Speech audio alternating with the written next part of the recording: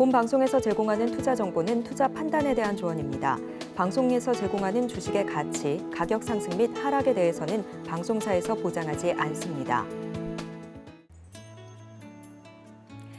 암호화폐 시장의 최신 뉴스와 흐름을 분석해드립니다. 안녕하세요. 코인 뉴스룸 진행을 맡은 김수연입니다. 오늘은 서강대학교 윤석빈 교수님 모시고 암호화폐의 역사에 관해서 이야기해보는 시간 가져볼 텐데요. 암호화폐의 첫 등장은 언제인지, 또 암호화폐 역사의 주요 사건들은 어떤 것들이 있는지 속속 알아보는 시간으로 준비했으니까요. 끝까지 함께 시청해주시기 바랍니다. 먼저 오늘 말씀 주실 서강대학교 윤석빈 교수님과 인사부터 하겠습니다. 교수님, 안녕하세요. 안녕하세요. 네, 교수님 지난번에 AI 블록체인 융합과 어떤 RWA가 뭔지 알아보는 시간을 가졌는데요. 이번 주 암호화폐 한 주간 이슈되는 사건들이 있을까요? 예, 워낙 다양한 게 있었습니다만 아마 미국 대선이 얼마 안 남았죠. 네. 사실은 미국 대선에 대한 부분 때문에 두 후보 트럼프냐 해리스냐 부분에서 각자 이제 가상자산에 대한 얘기를 하고 있어요. 그런 것 때문에 미국하고 우리나라 부분뿐만 아니라 글로벌리 특히 이제 가상자산 시장에 대한 영향도가 연결돼 있다 보니까 미국 대선에 대한 부분, 그게 좀 관심이 있는 뉴스의 초점이기도 합니다. 그래서 사실은 개인적으로는 우리나라 입장에서 보면은 해리스가 되는 게 좋은데 특히 이제 블록체인 쪽 월드에 있는 분들은 아마 트럼프가 되는 게 좀 더 유리하지 않을까? 그런 얘기들이 나오고 있어요. 그래서 사실은 나중에 혹시 비트코인 컨퍼런스에서 트럼프가 했던 연설들이 좀 있습니다. 이제 그걸 보시면 또 내가 SEC 게리 겐슬러 바로 자를게요. 그래서 막 환호성이 나오는 특이한 장면이 있었는데 아마 그럴 때 보시면 좋긴 한데 아마 그런 부분에서 특히 이제 블록체인 월드 이쪽에 가상자산, 디지털 자산에 있는 분들은 좀 트럼프 되는 게 좋지 않을까 그런 뉴스들이 좀 있어서 살짝 말씀드리는 거 좋을 것 같습니다. 혹시 관심 있으신 분은 비트코인 컨퍼런스 한번 연설을 들어보시면 그때 여러 가지 얘기가 나와요. 트럼프도 나오고 마이클 샌들도 나오고 되게 다양한 분들이 나오시는데 좀 약간 인상적인 장면이었습니다. 네, 미 대선 뉴스는 정말 많이 나오고 있는 것 같아요. 아까 앞에서 말씀드렸듯이 오늘 암호화폐 역사에 관해 이야기 나눠볼 건데요. 암호화폐 역사가 그렇게 길지는 않더라고요. 먼저 암호화폐는 언제, 어떻게 시작됐을까요? 또 암호화폐라는 개념이 처음 등장한 게 언제일지도 궁금합니다. 일단은 제일 중요한 거는 비트코인 2008년도에 이제 세계 금융위기와 중앙화된 금융 시스템에 대한 반대, 그러니까 탈중앙화에 대해서 그런 역사적인 부분이 있고요. 그리고 또 재밌는 거는 또 사실은 비트코인은 다 많이 아시니까 이제 비트코인 나오기 전에 이전 역사도 있습니다. 그래서 제일 유명한 분이 데이비드 차움이라는 분이 있어요. 그분은 되게 유명한 암호학자세요. 근데 그분이 90년대 초반에 회사도 만드시고 이캐시라고 하는 지금 이제 비트코인의 원형이 되는 것들을 만드셨어요. 되게 유명한 암호학자신데 재밌게도 되게 기술력은 좋으신데 회사가 망하셨습니다. 기술력은 좋으신데 어쨌든 그 땅이 너무 빨랐던 거죠. 이제 그때 아마 데이비드 차움은 많은 분들이 아실 텐데 그게 있고요.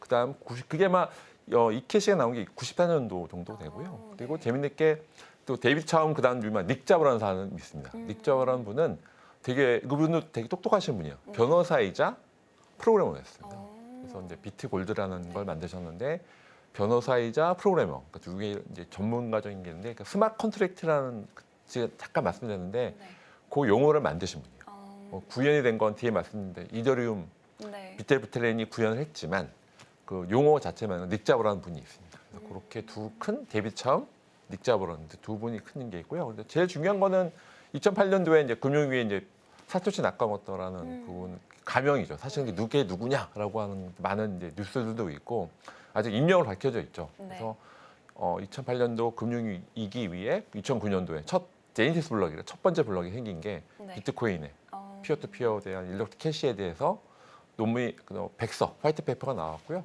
2009년도 1월달에 첫 블럭이 생겨서 사실 2009년 1월달 이후로 그때 이제 1월달 이시에서 이제 15년 됐는데요. 10주년 2019년도 되게 큰 행사가 많았죠. 우리나라에서도 그렇고 그래서도 참여했었는데 그래서 벌써 15년 정도 역사를 갖고 있다고 보시면 됩니다.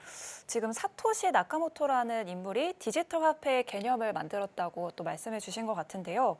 그러면 이 디지털 화폐와 이 암호화 기술이 결합된 암호화폐의 개념은 언제 나온 걸까요? 그게 이제 말씀드렸지만 가장 이렇게 원형은 비트코인 때 많이 유명해졌죠. 아까 말씀드린 그 원형 자체는 데이비드 차움, 닉 자버라는 그런 분들이 계속 쌓이고 쌓여서 그래서 그런 그 기술들을 갖고 여러 가지 기술들이 있었어요. 해시 기술도 있고 여러 가지 기술들이 있는데 그걸 사촌 나카모토가 그걸 이제 결합을 해서 그걸 이제 피어투피어로 이렇게 원래 분산 장부인데 그 논문에 보면 네. 블록체인이라는 단어가 나오긴 해요. 그 블럭과 블럭이 체인처럼 연결한 거예요. 그래서 중앙화돼 있지 않고 탈중앙화돼 있고 안전합니다. 시큐어합니다. 그리고 보안에 대해서 같이 중앙화된 은행을 쓰시면 네. 은행은 같은 경우에는 안전해 보이지만 중앙화돼 있죠. 네. 여러 가지 기능들이 있어서 근데 사실은 은행을 많이 해킹하려고 다 노력을 하고 있는데 지금은 장부 자체를 다 같이 갖고 있어서 마치 이제 카카오톡 단톡방 쓰시잖아요. 그러면 네.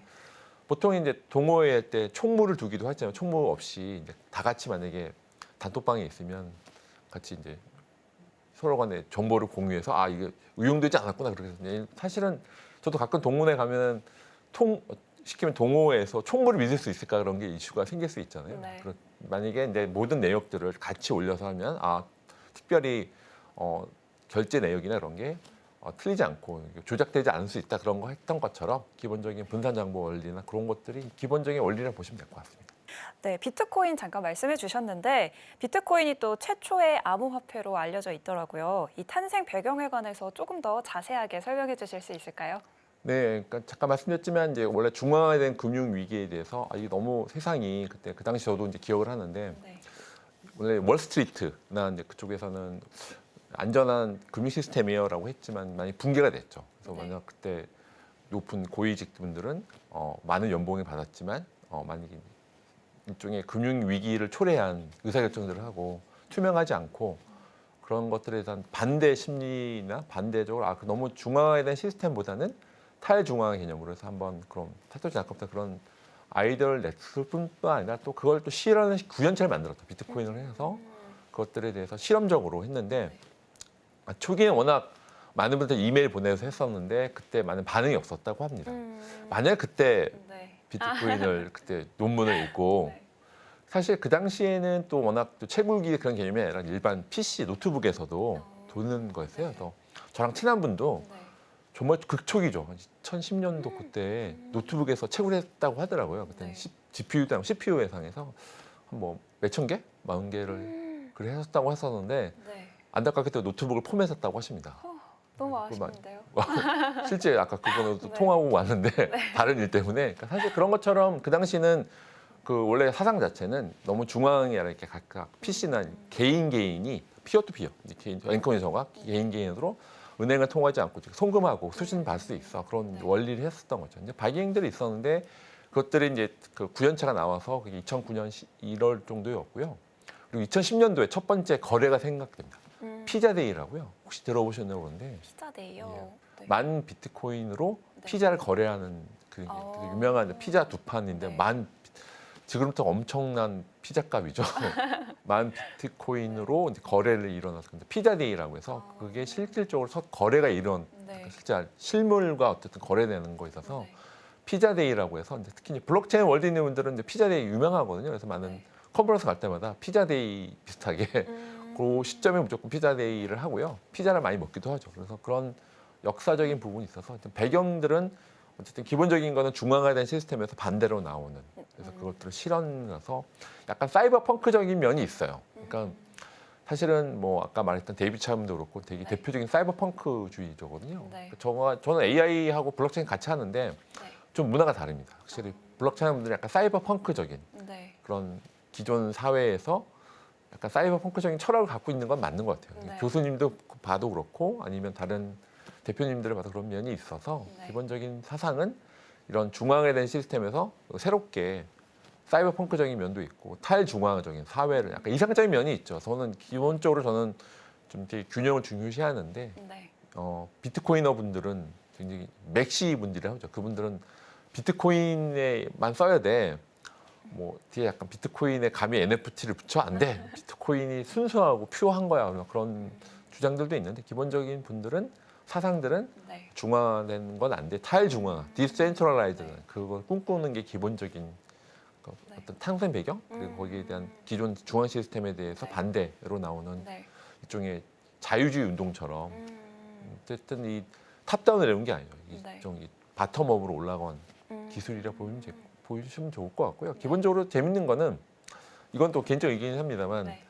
또 이제 기술이 직접 이렇게 이코노믹 시스템에 영향을 미친 게 있었을까라는 생각이 드는 거죠. 이번에 뒤에 또 말씀드린 뭐 비트코인 다음 2세대 이제 비탈 부테린이 이번에 노벨 경제학상 뭐 후보자로 올라갔더라고요. 그만큼 기술이 이런 경제나 이런 거 영향을 미치는 기술이 제가 봤을 때는 어쨌든 데이터나 AI 같은 경우에는 그런 기술로서가 나중에 간접적으로 이렇게 경제에 미치지만 네. 블록체인처럼 이렇게 직접적으로 미치는 건 없지 않았을까 생각도 개인적 생각이 들기도 합니다. 네. 아까 그 비트코인 역사 말씀해 주셨을 때 그 세계 금융위기의 탈중앙화를 시도하기 위해서 이렇게 처음 만들어졌다 이런 말씀해 주신 것 같은데요. 어떤 그런 위기 속에서 또 발전할 수 있는 계기가 된 것 같아요. 그 비트코인 더 전에 그 비트코인이 등장하지 않을 때도 디지털 화폐 실험들이 있었다고 하던데 어떤 것들이 예, 있었을까요? 약간 잠깐 말씀드렸지만 뭐 기본적인 거는 약간 닉 자보가 있었고 데이비드 차움에서 네. 순서를 말씀드린 데이비드 차움 그분께서 이캐시라고 해서 그게 네. 90년대 한 초반쯤 됩니다. 그래서 그게 있었고요. 그다음에 그거 통해서 이게 비트코인의 기술이 하루아침에 나온 건 아니고 이런 단계가 있었던 거였죠. 그래서 데이비드 차움이라는 분이 만들었던 이캐시가 있고 그다음에 닉 자보라는 분이 만들었던 비트골드. 비트골드. 예, 그게 이제 그 아까에서 컴퓨터이자 변호사인 스마트 컨트랙팅 개념을 처음 만들었는데 그래서 가장 중요한 두 분은 데이비드 차움, 닉 자보론. 이제 혹시 시청자분들은 이 두 분의 걸 이제 검색해 보시면 아마 네. 비트코인의 이전 역사는 그 두 분이 가장 큰 중요한 이제 발자국을 따라가시면 이런 흐름에서 비트코인이 나왔구나를 알 수가 있으실 것 같아요. 약간 비트코인이 지금까지 이렇게 자리 잡기 전에 여러 가지 실험들을 또 거쳐서 탄생한 것 같은데요.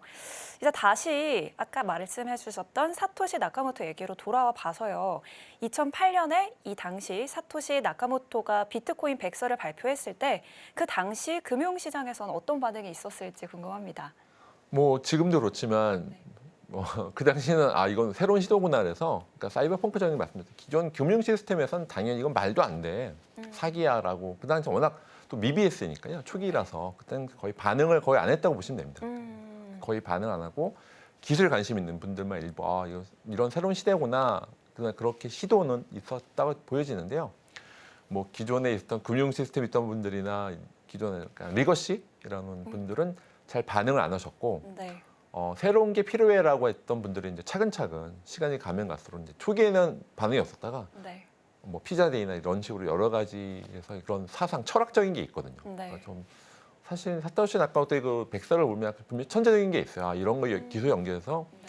이렇게 직접 중앙화되지 않고 분산 원장으로 이런 암호화 기술 여러 가지 있었던 뭐 해시 기술 그런 것들 연결해서 하는 거 보면 이런 거가 근데 사실 재밌는 거는 이게 실험실이 아니라 네. 아직까지 15년 동안 워킹하고 있으면 그렇게 네. 어쨌든 그 천재적인 부분이 있는 거죠. 그래서 그런 부분에서 어떤 중앙화에 대한 이 세상의 반대 반응이 있어서 지금도 그렇지만 기존 이렇게 기득권 세력은 싫어했던 분들이 많았던 건 사실이고 사실은 그게 지금도 역사적으로 보면 15년 지났지만 지금에서야 이게 자산이야 인정을 받고 있지만 네. 그 중간중간에 이게 다 사기다. 이건 다 없어질 거야라고 있어서 그런 역사적으로 보면 저도 이제 한 8년 차 정도 되는 저는 주로 기술을 하고 있긴 합니다만 역사적으로 크립토 인터를 3번 겪었는데 네. 저는 이제 그런 철학이 있었던 것 같아요. 이런 디지털 자산 시대가 점점 확대가 되라고는 그런 기본적인 비전을 보았던 건 있는데 그래서 어쨌든 업앤다운 분명히 있었다. 그래서 사기라고 표현들이 많고요. 저도 전에 IBM 오라클에 있었잖아요. 그래서 전통적인 엔터프라이즈 있던 분들 그래서 저보고도 네. 아니 너 IBM 오라클 출신 왜 그런 거 왜 해? 라는 얘기 많이 듣기도 했었어요. 초기에는. 근데 저는 엔터프라이즈와 저는 이 두 개가 연결돼 융합되는 시대가 올 거예요라고 하는 비전이 있어서 꾸준히 했다 보니까 이제 이렇게 좀 트러스 커넥터로서 연결하는 역할을 하고 있는데 네. 어쨌든 기득권들은 싫어하는 건 있다 분명히. 그러니까 2008년 그 당시 처음 나왔을 때는 큰 관심이 없었던 거네요. 그 암호화폐가 막 상용화되기 시작했던 2010년대 초반부터 암호화폐 시장의 주요 사건이나 뭐 이게 어떻게 지금까지 자리 잡게 됐을 때까지 이 발전했던지 설명을 좀 부탁드리겠습니다. 비트코인을 말씀드렸으니까 그다음에 이제 당연히 이더리움을 혹시 들어보셨죠? 이더리움에서 비탈리 부테린이 네. 이더리움을 만든 창시자인데 처음에는 비트코인을 업그레이드하려고 했어요. 비트코인 재단에 네. 나 이거 업그레이드하고 싶어 했더니 그때는 거절된 비슷하게 돼서 그러면 내가 새로 만들게요라고 한 거 나왔죠. 그래서 2010년도 이후로는 가장 중요한 사건은 이더리움에서 이더리움. 되게 러시안 캐네디언인데 되게 천재적인 원래 워털루 대학 중퇴를 했어요. 그때 한 19세? 19세 때 뭐 하셨는데 그 당시에 천재적. 그 당시에 20세가 안 됐던 그 당시에 그걸 만들어. 고등학생 나이에. 네. 근데 재밌는 거는 지난번에 잠깐 말씀드렸는데 비탈 부테린의 아버지가 되게 또 그런 또 좋으신 분이었어요. 그러니까 이분이 이렇게 얘기했대요. 이제 비트코인 시대가 올 거야. 네. 비탈 부테린이나 공부 열심히 그쪽을 공부해봐라고 했다고 하더라고요. 그래서 그런 게 영향을 받기도 했고 또 중앙화된 원래 게임을 되게 잘했던 사람인데 비탈 부테린이 게임을 열심히 했는데 게임 아이템이 그 게임 회사가 망해서 자기가 열심히 했던 아이템이 사라지게 됐다고 하더라고요. 그래서 이거는 중앙화된 약간 이건 폐해다. 그래서 아버지의 영향과 그런 게임 시스템 게임을 잘했는데 그래서 그 게임 아이템이 사라지면서 이거는 내가 열심히 액티비티한 거에 대한 보상 사라진 걸 보고 중앙화하면 안 되겠다 해서 월드 컴퓨터라는 비전을 갖고 그래서 비탈 부테린이 이더리움을 만들게 됩니다. 2010년도부터 해서 그래서 1세대는 비트코인, 2세대가 이더리움이라고 하는. 그래서 지금이 3세대가 누가 이제 가져가느냐 한참 이루어지고 있는데 2010년도로 보면 가장 중요한 사건은 이더리움의 탄생에서 지금도 아까 말씀드렸지만 닉 자보가 스마트 컨트랙트라는 개념이 있었지만 구현한 거는 닉 자보 이후에 비탈리 부테린이 월드 컴퓨터라는 부분에서 이제 그걸 구현시켰다고 보시면 돼요. 그 이더리움을 말씀해 주시니까요. 그 이더리움의 출현이 암호화폐 생태계에 미친 영향이 어떤 것들이 있을지 그런 게 궁금한데요. 네, 가장 큰 영향은 이제 비트코인은 이제 송금하고 수신할 수 있는 일반적인 돈 보내고 받을 수 있는 아주 한정적인 게 이게 컴퓨터 이런 거 말하면 뭐 컴플리트하지 않은 불완전한 영수가 있었어요. 그런데 이더리움 비탈리 부테린의 비전은 이거를 월드 컴퓨터라는 그래서 전 세계에 있는 거 동일하게 뭔가 값을 넣으면 동일한 값을 리턴할 수 있도록 월드 컴퓨터 개념을 만든 거예요. 사실은 그래서 비탈리 부테린이 보면 사실은 이거 나중에 또 말씀드리겠지만 기회가 되면 토큰을 만들려고 했는 건 아니었어요. 전 세계에 있는 월드 컴퓨터를 만들어서 분산화된 탈중앙화된 컴퓨터를 만들 거야라고 해서 했었고요. 그래서 그런 스마트 컨트랙트 구현시켰고 그 이후에 이제 가장 큰 상태의 영향은 비트코인은 뭐 자산 클래스에 송금 수신되는 약간 기축 통화라면 이거는 실제 사용처를 널리 늘리는 그래서 개발자, 수요자 그리고 일반 사람들도 월드 컴퓨터라고 하는 굉장히 생태계가 굉장히 커졌습니다. 그래서 지금 전에는 이더리움의 대체계 했지만 지금은 모든 그 블록체인 프로젝트가 이더리움과 잘 연결할게요. 그래서 지금 생태계가 기존에 있던 작았던 생태계에 확장됐다고 보시면 돼요. 그러니까 이더리움의 영향은 기존 비트코이너들만 있었다면 이더리움의 영향은 기존 다른 많은 개발자 그리고 금융 시스템 여러 가지들을 확장하는 생태계 확장시키는 가장 중요한 역할이라고 보시면 될 것 같습니다. 네. 그 이더리움 말고 여러 가지 뭐 라이트코인도 있고 이런 알트코인들이 있잖아요. 이런 것들은 또 어떤 특징을 가지고 있을지 궁금해요. 예, 그래서 ICO라고 들어보셨죠? 그래서 이제 그때 이제 이더리움 위에서 이더 위에 토큰이라고 해서 ICO라고 해서 많은 것들이 나오게 됐습니다. 그래서 사실은 비트코인의 이제 속도가 되게 느려요. 왜냐면 안전하지만 느렸기 때문에 라이팅 네트워크 기술도 나왔고요. 그다음에 여러 가지 알트코인들이라고 하는 이더리움 위에서 ICO라고 하죠. 보통에 그렇게 내가 토큰 자연스럽게 만들고 ERC20이라는 기술이 있어서 사실 그걸 하면은 굉장히 쉽게 만들 수 있어요. 앵커님도 한 그 코드 한 30줄 돼요. 거기서 이름만 바꿔서 무슨 수연 토큰 만들면 한 30분 만에 만들 수 있어요. 굉장히 표준을 만들었죠. 그런 이더리움의 그런 생태계를 늘렸다는 그런 표준을 잘 만들었던 거였어요. 그거 위해서 역시 알트코인이 그래서 메인넷은 아니고 이더리움 위에서 여러 가지 다양한 프로젝트를 나올 수 있던 게 기본적인 사상이었고요. 그거 안에서 많은 알트코인들이 나와서 비트코인, 이더리움 다음에 알트코인들이 많이 ICO로 많은 폭발적으로 확장됐고 근데 재밌는 거는 거기서 많은 것들이 사라졌죠. 왜냐면 본질적인 비즈니스 모델이 없다 보니까 사라졌는데 어쨌든 그런 새로운 시대, 인터넷 모바일 때 많은 스타트업이 나와서 사라진 것처럼 ICO나 그런 알트코인들이 많은 흥미한 성세가 있었던 건 맞습니다. 네. 또 탄생 배경을 아니까 흥미진진한데요. 암호화폐 뉴스를 보면 뭐 며칠 만에 급등했다, 뭐 다시 며칠 후엔 급락했다, 뭐 이런 급등락을 계속 거듭하는 것 같은데요. 이 암호화폐의 가격 변동성이 큰 이유가 있을까요? 가장 큰 이유는 이게 24시간 돌고 있고 글로벌리 다 되는데 이게 사실은 기존에 있던 증권 시스템은 금융 시스템에 약간 장치들이 있죠. 여러 가지 뭐 금융 거래도 그렇고. 근데 하지만 여기서는 사실은 다이나믹한 거죠. 그러니까 굉장히 디지털 금융이 한 단면이기도 한데 많은 지세대뿐만 아니라 짧은 시간 내에 디지털 경제 한 단면인데 그것들의 어떤 메커니즘이 없이 그냥 바로바로 그래서 확 몰렸다가 사라지고 그래서 사실은 디지털 금융 한 단면이기도 한데요. 그런 여러 가지 장치도 없을 뿐더러 그리고 24시간 365일 돌기도 하고 그래서 어떤 이슈가 있으면 바로 그냥 반응이 되고 바로 뭐 뱅크런도 되고 네. 그래서 다이내믹하기도 하고요. 그런 기본적인 메커니즘 자체도 그렇고 그런 여러 가지 또 시장 자체에 대한 여러 가지 전체 모습이라고 할까요? 그런 네. 참여자들도 그렇고 이게 여러 가지 장치 아니면 또 다이나믹 그런 것들이 기본적인 앞으로 달라지긴 할 텐데 기본적인 건 워낙 또 그들만의 리그이기도 하고요. 그래서 또 짧은 시간에 치고 빠지고 그런 것도 많아서 정신 건강에는 해롭습니다. 네, 이렇게 암호화폐 얘기를 쭉 하다 보니까요. 규제에 관해서 또 안 여쭤볼 수가 없을 것 같아요. 이 최근 몇 년간 이 암호화폐 규제 변화에 대해서는 또 어떻게 생각하실까요? 그래서 말씀드렸지만 비트코인 ETF가 가장 대표적인 예인데요. 기존 금융 시스템에서 ETF가 기초 자산만 들어왔었던 거였어요. 그래서 이제 비트코인 ETF 됐다는 거는 기존 금융 시장에도 비트코인이 이제 자산 클래스네. 게르게언서 표현 어쩔 수 없었다. 나도 어쩔 수 없이 승인한 거야라고 했는데 기존 금융과 디지털 연결이 되는 연결 융합되는 부분이고요. 그래서 이제 규제도 사실은 규제와 지능이 밸런스가 필요하긴 하거든요. 네. 규제도 하면서 지능을 하는 부분에서 그런 부분에서 이용자 보호, 소비자 보호는 중요하죠. 근데 그런 방점이 있긴 한데 제가 봤을 때 좀 안타까운 거는 미국 같은 경우에는 그런 밸런스가 좀 있어요. 규제도 하지만 그럼 블록체인 기술은 좀 진흥한다든지 약간 상호작용이 있는데 우리나라는 너무 약간 규제 위주라서 그건 좀 제가 다른 방송에 말씀드렸는데 약간 밸런스가 필요하다. 그래서 이번에 뭐 가상자산 이용자 보호법, 소비자 보호가 방점이 있지만 또 지능도 필요하고 기본법이 필요해라고 제가 말씀드렸는데요. 기본적으로 규제 지능과 밸런스가 필요한데 우리나라는 약간 너무 규제 중심이긴 합니다. 네, 마지막으로 교수님, 암호화폐의 미래 전망 또 이런 것들이 어떻게 보실지 궁금한데요.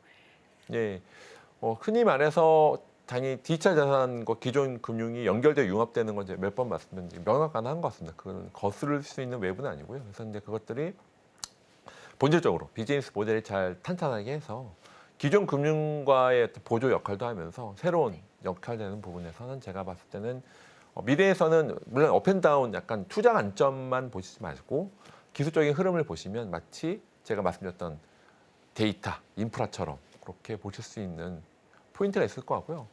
아마 시청자분께서는 꼭 이런 투자 관점이라는 일반적인 기술의 흐름과 봤을 때는 분명히 디지털 자산, 가상 자산에 대한 역할은 분명히 뭐 NFT나 디파이 여러 가지가 있어서 여러 혁신적이 많이 나올 수 있다고 생각합니다. 네, 말씀 감사합니다. 오늘은 또 서강대학교 윤석빈 교수님 모시고 암호화폐의 역사 또 그런 주요 사건들 쭉 짚어보는 시간을 가져봤는데요. 암호화폐의 역사는 짧지만 그 영향력은 또 상당한 것 같습니다. 오늘 방송을 통해 암호화폐가 금융과 기술의 경계를 뛰어넘어서 어떻게 발전해 왔는지 이 궁금증이 좀 해소되는 시간을 가져봤으면 좋겠습니다. 오늘 말씀 주신 윤석빈 교수님과는 여기서 인사드리겠습니다. 교수님 감사합니다. 감사합니다. 네, 코인 뉴스룸 저희가 준비한 소식은 여기까지입니다. 앞으로도 암호화폐에 관련된 이슈들, 정확한 분석들 이어갈 테니까요. 많은 관심 부탁드리겠습니다. 저희는 여기서 인사드리겠습니다. 시청해주신 여러분 고맙습니다.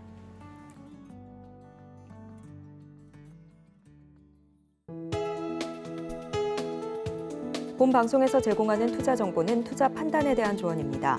방송에서 제공하는 주식의 가치, 가격 상승 및 하락에 대해서는 방송사에서 보장하지 않습니다.